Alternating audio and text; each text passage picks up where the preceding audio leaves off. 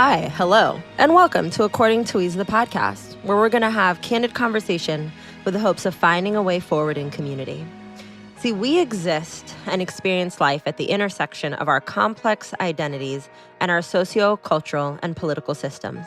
And let's be real, the only way to dismantle it all is to start by dissecting it. So get cozy, get comfy, and let's dive in. Hello, friends, and welcome to whatever episode we've gotten to in According to Weeze, the podcast. I'm like, I don't even count anymore. I literally say this every episode, and I'm now realizing it now that I'm like at the end of the season. I'm like, I'm so honored that our guest today has chosen to be here. Y'all know how I feel about people giving me their time and their space and their energy. And also because, and I already told our guest this, prior to when I was thinking about this particular conversation and wanting to have this conversation, y'all know me, like I'm very intentional about who I talk to and how I talk about the things and all of that. And I was like, this is going to be the exact right person to also just like the little Petty LaBelle in me, like came out and was like to have people be like, just shut up, have a seat, stop talking to me. Like your excuses are totally futile. And also I love just Petty somebody, LaBelle. I love Petty LaBelle. She's kind of crazy. No, she's not. She's not. I know, but that's what I said. I'd be like, oh my God, Petty is wild today. No, Petty is just Weeze as an emoji, okay? Mm-hmm. But I'm just really excited for this conversation for all the reasons I just said. And I just also enjoy you as a human. I just think you're lovely. So, y'all, I'm not for everyone. Yeah, I mean, neither am I. So maybe that's why I like you. Like, take me or leave me. But today we have the lovely Anna Paquin here to talk to us about all the things. Thank you for being here. And I'm so honored that you wanted me on the podcast. I listen to your podcast and I've been, obsessively stalking you on social media and all your various podia, whatever forums for over a year now, I think. Yeah. So, yeah, we've been in our virtual relationship for just about a year. I think this was roughly when your Trinity workshop kicked off. Yep, sure which did. was life-changingly awesome. Oh, thank you. Yeah, so before we get to all the chatting, yes, let's do the social identifier thing. Yeah, so sure. how do you show up in the world? How do you identify? Pronouns, all that good jazz. My name is Anna, she, her. I am a bisexual in a marriage to a man, which, believe it or not, does not erase my bisexuality. Oh my God, what? Yeah. I'm not a former bisexual. I hate people. If you want to ever watch something really funny, sorry, this is you can edit this out if you want to. No. Or Give not. It to me. Yeah. If you want to watch an old white dude really struggling with this concept, I did a Larry King interview while he was still alive where he grilled me on being a former bisexual, and it was quite entertaining. Oh, I'm literally going to watch it as soon as YouTube it immediately, yeah. And look, he was old. I mean, it is what it is, but still. I walked him through it, slowly and carefully. I can't wait. She, her. Yeah, I think that's kind of the broad strokes. Cool. So if you're cool with it, I want to jump right in. Go. Do. Okay. So we'll give the people context. And you know this because we talk about it and you've heard me talk about it on the internet and you just see it in the world. There's this concept that somehow choosing the right side of humanity is what I call it at this point. Because I'm like, it's not even about racism and anti-racism or, right? There's so many levels of oppression. So you're just choosing the right side of humanity. That somehow choosing the right side of humanity is, this like big scary thing that is going to get you ostracized and hated and you're going to lose your job and like all of a sudden your quality of life is going to just be like miserable and horrible and like how would you ever sustain a thing, like such a thing. Now I'll put the asterisks on it that yes, the work is uncomfortable. Yes, there is a transformational process that happens. Yes, there's a lot of fucking people that are going to have a problem with you choosing humanity because they want to uphold dehumanization. For sure. All those things are true. And yet, it actually is a complete myth that you suddenly cease to have your life and a career, and when you're being true to who you are and who you want to be when you show up in the world, and to have beliefs that you are willing to stand by no matter what. And I will not ever apologize for that. And Yeah. also, if it means you weed out some people from your life who were not meant to be, then that's also part of the process. But Mm-hmm. I will never apologize for putting humanity first. Yeah. And I need to live with myself, Yeah. and Yeah. if other people can live with themselves, not trying to show up in these spaces and do anything positive in any way, or they think that it's all bullshit and whatever, I don't care. That's on them. That's not my problem. So I mean, I know the answer to this, but we're just going to also set the record straight. Like, did you just come out of the womb totally socially conscious, totally socially aware, completely understanding all the things and knowing how to use your voice? I mean, yes and no.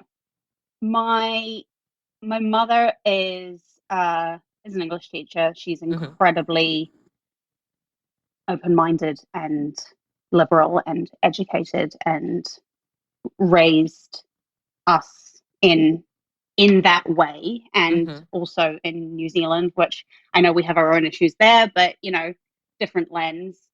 And I feel like there was a lot of built in upholding of oppression and systems of that variety that I was not raised to know that that was an acceptable thing. Like, so I had the incredible fortune of having an intelligent, open-minded mother who was not ever raised to other people. Mm-hmm.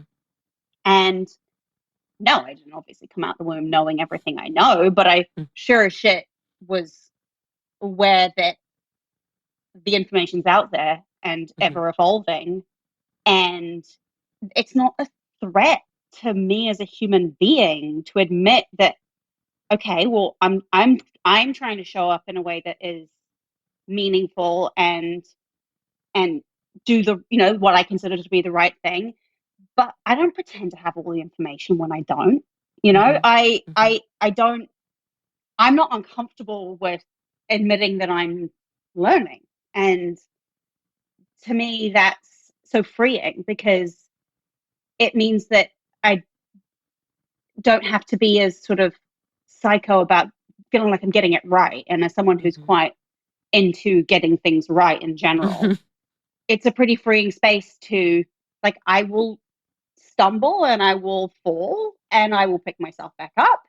I will repair harm if I have caused it, and I will keep learning. But ultimately, I I don't feel personally attacked or Yeah. defensive when people point out things that are problematic, that Mm-hmm. whether I am aware of it or not, as a beneficiary of white privilege, that actually there's a larger sort of concentric circles that sort of go out from the small amount that you know about and that you are Yeah. affected by. And I I find it interesting and a gift to be shown that there's a bigger picture, or shown that there's aspects of it that you didn't know about. So even if ideologically I don't feel like I had a huge sort of, oh my God, thing to overcome in that Yeah. way, Yeah. it was just the specifics that actually were interesting and fascinating and Mm-hmm. important. And also, you learn a lot through other people's lived experiences. Yeah. Yeah. So being open-minded, I think, was probably the thing that I was certainly came out the womb and was surrounded by. But the lifelong learning. I mean, I was raised by a teacher. Yeah. Yep. Shout out to all the teachers out there. I was Shout raised out by to two of teachers. them too. So, and I think, this just, I like really want to just reiterate the point that was made, that you just made so beautifully, that it's the yes and no, right? So Mhm. how we raise our children, or the environments in which we are raised, Mhm. certainly is going to lend itself Mhm. to how you're even willing to engage with the Mhm. world and other people and those realities. Mhm. Right. And so the reason I say that is because this is like my little, gem drop for all the listeners. We spend so much time thinking that, social justice and being change agents looks like, what am I posting on social media? Like, how am I showing up in the workplace? And all of that is true. And the easiest thing you can do is start inside the four walls of your own home. And whether that's like your literal home with the people that live with you, or just whoever your direct community is, whoever you Mhm. are in community with, that you are impacting how they're looking at the world, thinking Mhm. about things, right? Evolving. Mhm. You can start there, right? Yeah. Your mother making it a point to raise you in that environment Mhm. made such a huge difference, right? Because you come out Yeah, as a human absolutely. that's like, yeah, sure, I don't know all the things. None of us know all the things. Right? No. Like, I didn't know all the things. I went to whole ass school and like had Yeah, my lived experiences and and I think whatever. also it's that thing of not being comfortable with knowing what you don't know. And Exactly. I don't need to be an expert. I don't expect to be an expert on something that I'm still learning about. Right. And I like knowledge. I like information. I like learning. And Yeah. that doesn't have to stop just because it starts to butt into areas that feel a little bit awkward, or that you retroactively like, oh, I had no idea that I was inadvertently with. Mm-hmm. And also it's the interesting thing, I think, is between intention and how and impact. Yeah. And yeah, it's intentions are great, but Mm-hmm. also learning how the intention actually impacts and what that really looks like, Yep. to me doesn't feel like a bad thing. That feels like, well, thank you, I'm so glad that somebody, Yeah. people like you or like Letty or Maisha, Mm-hmm. who actually bother to take the time, Yeah. to, shout out to the Trinity, Yeah. uh, The squad. to open our minds Yeah. and share information and share things that I couldn't possibly know because it's not my lived experience. Yeah. And I also did, get the version of history that was taught in, Mm-hmm. high school in the Yeah. United States, because I finished up here. Luckily, had an amazing American history teacher who had a PhD in Native American Indigenous population studies, and so we went way off textbook for a Yeah. whole bunch of that stuff, which, as a newly transport from New Zealand, was amazing, because Yeah. a lot of the way that the textbooks get written, you're sort of like, wait, but you're missing this massive portion where you killed you committed genocide. Yeah. I'm sorry, that deserves more than a paragraph. Right. And then this thing happened. Okay, now moving on, right? Like, what? Like, That's no, not amazing. moving Once on. again, shout out to teachers. Shout out to teachers. Shout out to Peggy true Beamer. educators. Yeah. Yeah. Yeah. Also, yes, please pay educators. But that's a whole other conversation. Oh my God. Apparently, that's an unpopular opinion, that we should pay teachers Yeah, more. I feel really strongly about that. I mean, I'm sure you do, as the children of teachers. Yeah, Yes. it's that job doesn't end when school's over. That is a 24/7. Mm-hmm. As a former teacher myself in classrooms, it's one of the reasons why I was like, I love the babies, and y'all don't pay me enough to take this level of also like administrative abuse from the district and parents. No, goodbye. Yeah, No. no, and honestly, it's been really interesting.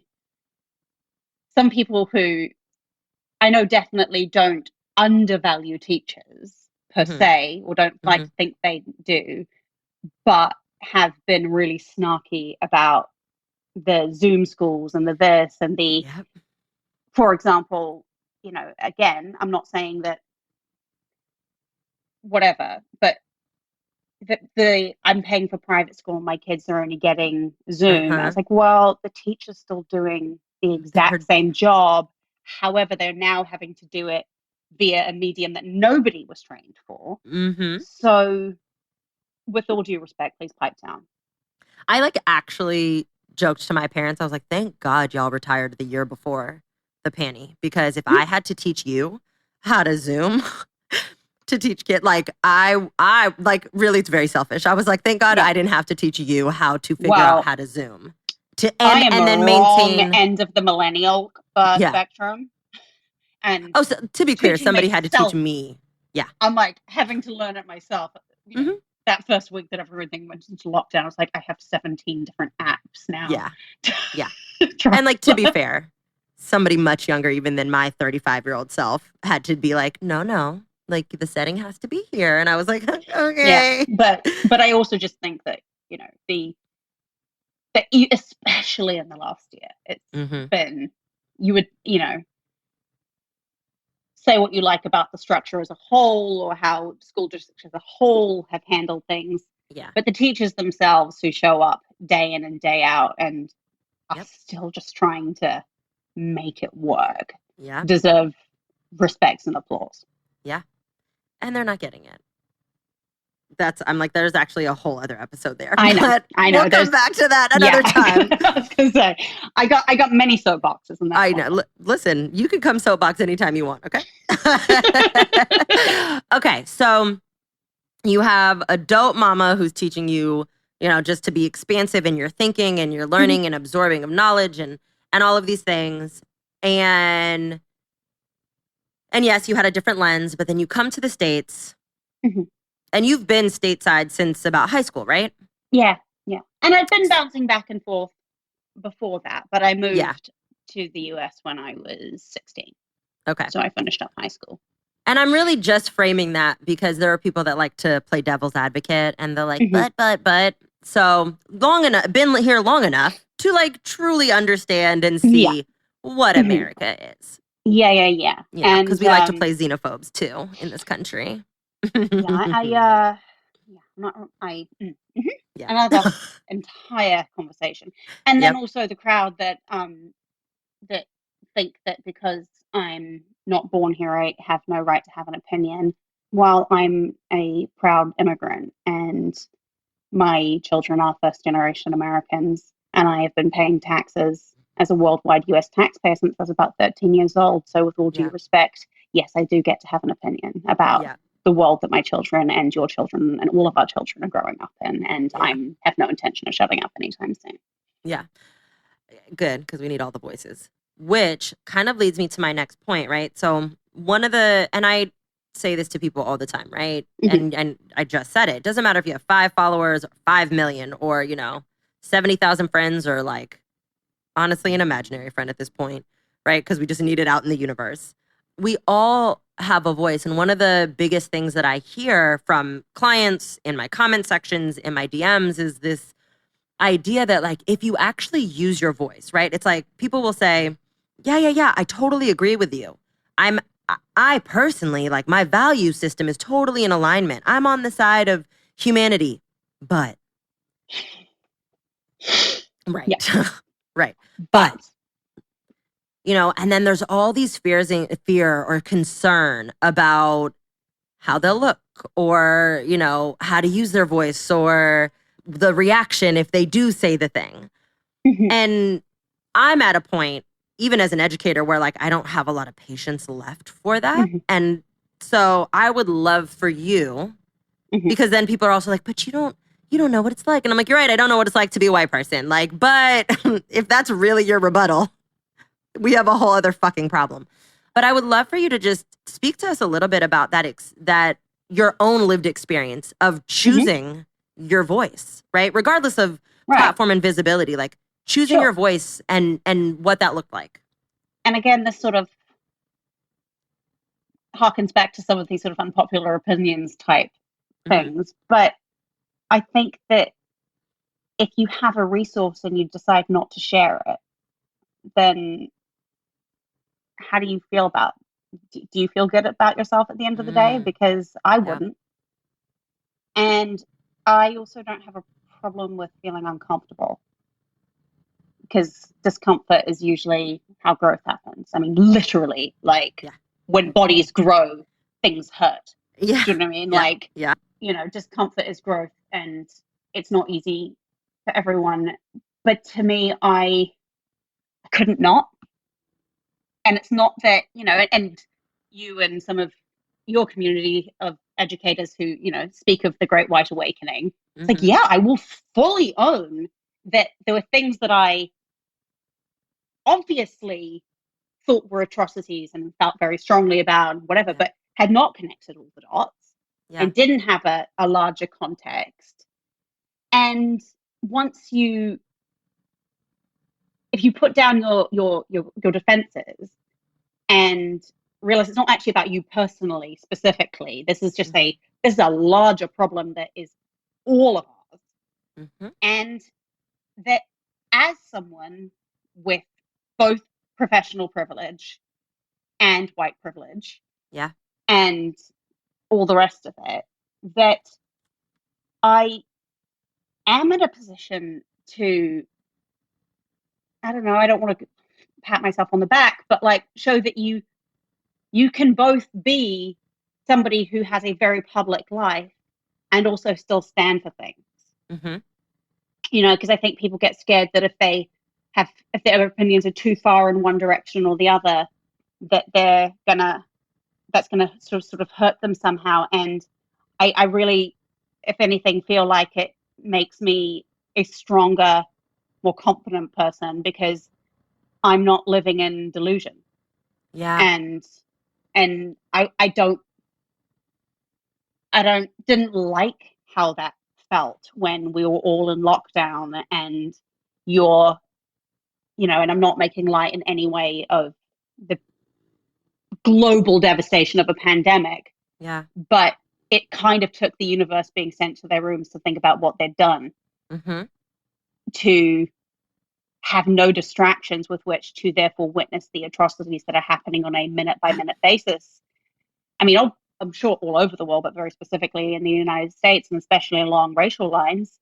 And I couldn't not want to be part or do something, that sort of, and again, the Great White Urgent Awakening. It's like, and you guys folks are all going, yeah, we've been here for a long time saying the stuff.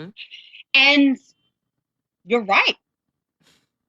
But I also feel like it's better to be a little late to the party in an active way than never show up at all because you feel stupid that you didn't know it all already. And of course I didn't know it all already. I've had a full-time job since I was 12. Like, I don't know everything. I'm not on top of every single, news story and every single injustice. But to me, it feels like an enriching of my life to be allowed to be brought into and to have the lived experiences of other people shared with me. And I think that's a real gift. So I was just so eager to learn once I realized that there was so much that I didn't know and I didn't understand. And so for me, that was exciting. And also that sort of sense of, you kind of feel like you're playing catch up. Fair. Because, if it hasn't been your living, breathing every, part of your life, but I'd rather be learning and trying and doing the best I can than just going, oh, it's too much. I don't know. The educator in me is like, I really want to make sure people hear, like, the petty part of my educator is like, oh, all of the things that we've been teaching everyone for all the years, right? It's like decentering self, understanding that there's such an amazing, like, if nothing else, being able to use whatever identity privilege that you have, right? To create spaciousness and for other folks' humanity to be honored. So that there can also be this really beautiful building of like community and sharing, right? Because we do become better versions of ourselves when we share. Like, if we are surrounded by 10 people who, right, it's just like a homogenous experience, like, Yeah. you're not going to evolve as a human, right? You're never No. challenged or pushed or, you don't ever have the opportunity to see a new experience or see a new perspective. No. And really this other element of, it's just not even about you. Like, it's not a personal thing. I know. Right? And when you make it about you. And we are so insignificantly tiny as an individual. Mm-hmm. And so many circumstances where people are getting really worked up about something. I'm like, it's not about you. Yeah. It really isn't about you. And, it's just shh and listen. Yeah. Yeah. Also, as a natural introvert, I do well with being the person sitting in the corner listening and taking notes as opposed to the person sort of grandstanding in the middle of the room, because that kind of makes me want to curl up and die. Yep. So, someone has to take notes, though. Yeah, but you know what I mean? Like, it's a good personality model for a student. Yeah. For sure. For sure. I get it. Because that's why I would say, I'm the forever student and I'm very much an introvert. People are always like, you're like my, Myers-Briggs, which yes, is an entirely problematic model, but I'm an INFJ and people are always like, what? Like, and I'm like, yep, through and through, like very much. I think I'm the same. I did one of those recently. And it was, do you know that it's fun. In the whole world, there is only 3% of the entire world's population that are INFJs? I think that was my one as well. Yep. Yeah. I would not be surprised, actually. I'd have to go back and look at it because I was like, this is fascinating. I mean, I don't really buy into generic. I don't either, but it's just interesting. But it is still curious. Yeah. So before we wrap up and I let you go, I really want to also bring just this point home by way of talking about Flack real quick. Because, one, if y'all have not watched, I'm going to plug it. It's on Amazon Prime, and it is so fucking good. I could sit here and talk about all of the ways in which I just like love the show generally, just as a show. I'm like, it's good and it's riveting, and the plot development and like the character development. Like, I love it. It's great. And something that y'all do in that show really well and kind of speaks to this, right? Of like, how do we use our resource, or how do we use the thing that we do to say something, is make all of the commentary about everything, right? There's conversation around anti-transness, around queer identity, around, right? Like just so many dynamics, like pedophilia, like all of these conversations that we're constantly having currently. And y'all use the like PR and the characters to show the full scope of like our own humanity of, one, how do I feel about this thing? But then how does the world force me to show up? And what am I required to do in my corporate job, and how do I balance and reconcile these realities? And then what you told me before we started recording, which kind of fucked me up, was y'all actually started developing the project roughly 10 years ago. Yeah. I mean, like, I would have put my money on like yesterday. Yeah. I mean, and 10 years might be a little bit longer, but I mean, like, it was, and again, other than updating that we all have Twitter and instant access to the news cycle, it was kind of both fascinating and alarming that nothing had actually become irrelevant. Yeah. Of the topics that we sort of go after. Yeah, I would love for you to grace us with the like, because I personally am like, I don't think it's very hard to make the decision to say, okay, we're gonna talk about these things, and we have to like, there's a way to do it. And you do it, y'all did it so well, right? But what was the decision process like behind that, right? And like, what was the thinking? Because unfortunately, not everyone does it well. So clearly it's not, it's not easy to do. We have a really amazing writer-creator who he is that person who wants to explore the tougher topics. But I think that where it goes from being a preachy issue of the week show is that you're seeing it through a really fucked up dark humor lens. Yeah. And the big thing I always try to was like, no, we're hoping for you to laugh and then go, oh my God, am I a bad person because I laughed?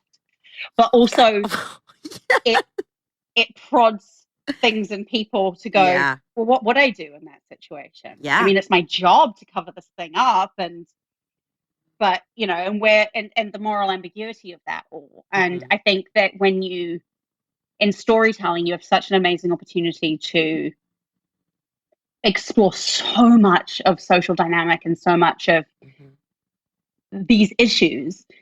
But if you handle it in a way that is incredibly entertaining and witty and frankly dark, you know, you're neither making light of them, but you're also tackling them head on in a way that people kind of go, I can't believe you guys just said that. And for me, I mean, that's usually that's the kind of material I've always been drawn to, is the stuff that is going to really push people's buttons. Yeah. You know? Yeah. I love that you all were also so honest in the human experience around the exploration of these things, right? It's not this like... because it's also about mental health issues and drug addiction and, you know, relationship dynamics and trauma and all manner of other things. And, you know, again, to me, the highest compliment in creative arts is that getting people to think about shit, but without beating them over the head with a message. And that's that was what drew me to these characters in this material to begin with, and continues to. And you know, it's interesting also when you do release a show that was shot, I mean, ages ago at this point, in the current climate, that, you know, was genuinely curious to see how it would track and how people would feel about it. And it's been overwhelmingly received by the people who we would hope would like it the way that we would hope to, and the people who are just never going to ever want to watch that kind of thing have exactly that reaction. So, you know, maybe hop on to some nice, cozy sitcom. Right. Something else. Because we're, you know, also, and again, you know, it's actually not one of those falsely created worlds where it's all women in charge because we wanted to make a girl power thing. PR actually is a very female dominated profession. So it wasn't one of those things where we were artificially inserting female authority and power into these places where you're kind of going, okay, well, this is a utopian society you're depicting. And, you know, kind of central to that was casting Caroline, the Sophie Okonedo character, because you really need to have someone with the gravitas that makes you all feel like you're going to shit yourselves. I felt like I was in trouble. Watching it in certain scenes, and I was like, oh yeah. And that you cannot teach. Yeah. People either have that and, you know, and it's hilarious because she's sweet and lovely and like has her organic garden, and it's like, well, I brought strawberries to work, you know, they grew in my gut, like, and then 5 minutes she later steps like, into it. I'm going to shit myself. I'm so scared right now. Yeah, it's I'm really proud of that. And, you know, both as a producer on it and the, you know, one of the actors, it's something I'm really, really proud of. And our season 2 drops 11th of June on Amazon. So if you would like to be entertained and wildly offended in equal portions, hop over to Amazon everyone, like everyone needs to watch this show. If for nothing else, like, again, if you have like my like nerd brain that also, and I think actually you don't even need the nerd brain that I possess, where I just get fascinated and I'm like, oh, I want to sit here and pick this apart, like from a behavioral science perspective. Because the show just makes you do that. Like there were so many times where I'm like, let me rewind that. Like there's so many nuanced moments and so many comments that you're then, you know, like it just really leaves you thinking even about the human condition and like the choices that we make in a society and the stories that we tell and how we participate. Yeah. And also, you know, people's things. decision around what they want the outside perception to be of who they are versus who you actually are. And for someone who's so kind of almost belligerently transparent as I am, it's fun you know, living in that world where you are playing the smoke and mirrors game Yeah. and showing the sort of the ugliness that exists. Mm-hmm. And, you know, and I think also for a lot of people who just don't know much about PR, Yeah. you know, they're all based on real little nuggets of truth. There's not And one thing all in the of my show friends that are in PR were like, oh my God. Oh, like, I know. Oh my God. This yeah. They're like, this That's is, not oh an my accident. God. Yeah, exactly. And so it was you know, interesting. and obviously it's elements of course massaged for drama, but you know. Yeah. But entertainment that has no social commentary at all is, to me, it's just entertainment. Yeah. I like to be prodded a little more. Yeah. So. No, and that's, I think, really like one of the things that I will continue to tell people to, like, literally I tell everyone to watch the show, even outside of the podcast, because it really does make you even sit and think, to your point of like, what would I do in those situations? Mm-hmm. Right. But the reality is that, yes, we're watching it from the perspective of like PR and the smoke and mirrors game, but every single one of us is faced with those types of situations every single day in our own personal lives. Sure. Right. And so to be able to leave a viewer with that kind of, I think that's probably why people also know there's an element of that discomfort and offensive, you know, like, or why people get offended is because they're like, fuck, now I have to think about like, how have I participated or how do I make those decisions? And I'm sitting here and I can judge this character, what they've done, but I'm seeing parts of myself in there and I don't like that. You know, or like, I don't like it in the character, but now I feel like, oh my God, this is a mirror back to me. When something hits home, it makes people uncomfortable. Yes. And really just showing that humanity of there's moments, and because I'm like, I don't want to give it away to anybody. So I'm like, how do I say this without being vague? But there's moments where there's certain characters where you're like cheering them on. And then you're like, oh, I really don't like you. You know? But then you're like right back to being like, oh, yes, like you did the right. And it takes you on that roller coaster that, again, is so true to our human experience and how we're all engaging in this world around a lot of these topics and, you know, social justice in different ways and anti-oppression and blah, blah, blah. And so I just love it anytime, quote unquote, entertainment can actually push us to really be reflecting in the ways in which that's my goal most of the time. I've done some light fluffy shit, but not very much. The light fluffy shit doesn't really appeal to me. So, I mean, I could sit here and go on and on about all of the ways that y'all have done it, but I feel like I'll start to give away the show. So I'm going to stop. Everyone just needs to watch it. I'm going to rewatch it before the June episode or season comes out. Yeah. Because I'm also that person. I'm like, oh, I got to like get back into it. Yeah.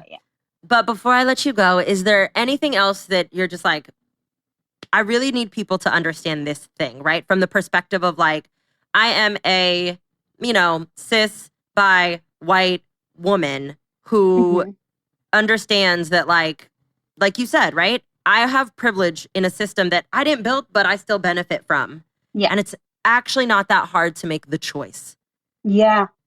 No, it is not. Or it doesn't have to be. Because admitting that you benefit from something isn't in and of itself an indictment of you as a human being if you didn't know that what was coming as a benefit to you was at a cost to somebody else. Yeah. But once you've had that pointed out to you, it's hard to not just see it everywhere. Yeah. And, you know, I guess, you know, one of the things that I think that people sort of assume is that, first of all, that, you know, entertainment's not a monolith. We don't all sit around and have like powwow. Sorry, not going to use that. Cultural appropriation. Matt Hand. Learned better. Chat there we go. About. Thank you very much.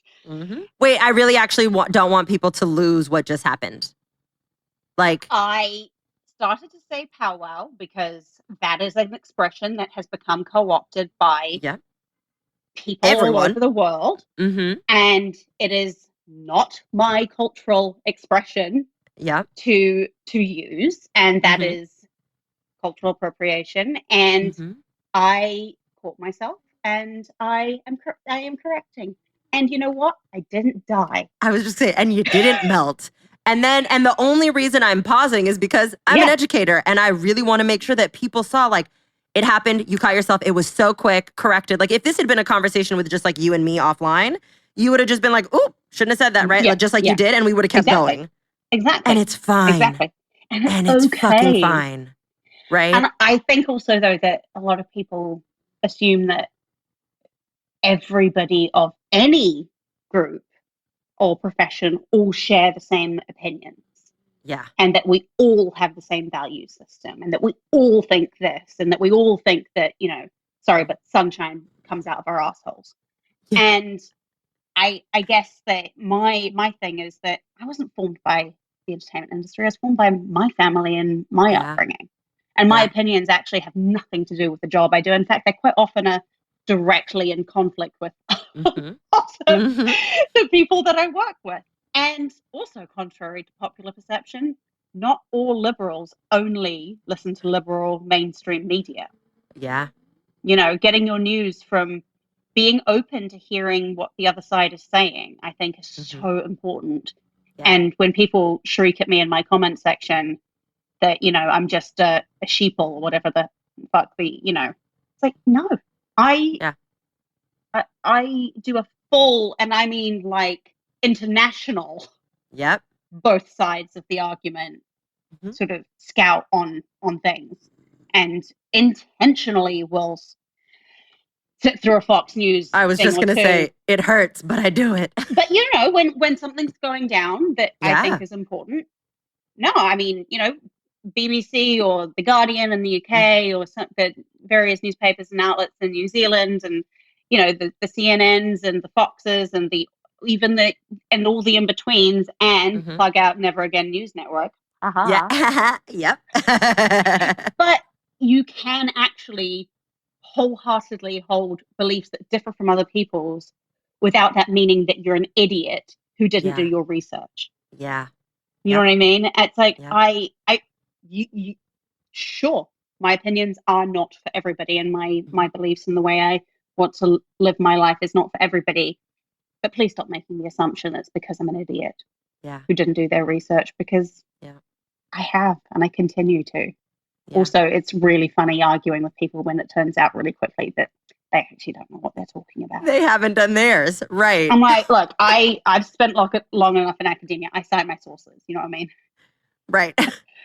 I make sure that if I'm quoting something or I'm stating something, I will make sure that I've understood it properly. Yeah. You know. Yeah. And that's just that's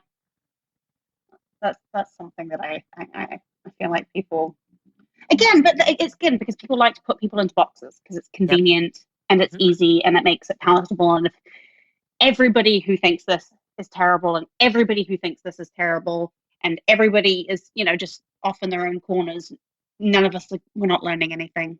Yeah. You know, and especially if you are advocating radical change in society, you better damn well know what the other people are saying. Or you really don't have a right to speak out, you know? Yep. So, you know, do your homework and show up. That's the TLDR version of this episode. Do your homework and show up. Yeah. That's it. Well, thank you so much for coming on. I'm going to plug one more time. Everybody needs to go check out Flack. It is so truly, and I actually was really happy with the timing because we've been trying to connect for a while and I hadn't had a chance to watch it yet. And then I had like a quiet weekend, or I made a quiet weekend. So I was like, oh, look at the universe, you know, it works the way it's supposed to. But everyone, go check it out. It is so phenomenal. I know you did not come on here for me to plug it, but you know how I am. I'm like, if I believe I was going to say, but something I will never tell you what not to say. Right. No, listen, if I believe in something and I rock with it, I'm telling everybody all the time. I'm just, you know, such a fan of how you choose to show up in the world. And thank you. And I'm going to support you till the end. Such incredible admiration for you. And I just feel really lucky that I stumbled on one of your lives because I was doing that thing on Instagram where I saw something that people had reposted. And I was like, okay, I need to find out who the original source of that was. You know, the sort of backtracking. Yeah. And I just feel really, really privileged and lucky that I've stumbled into this gold mine of education that was Well, thank you. available and, forever learning. Yep. Well, thank you. So thank you.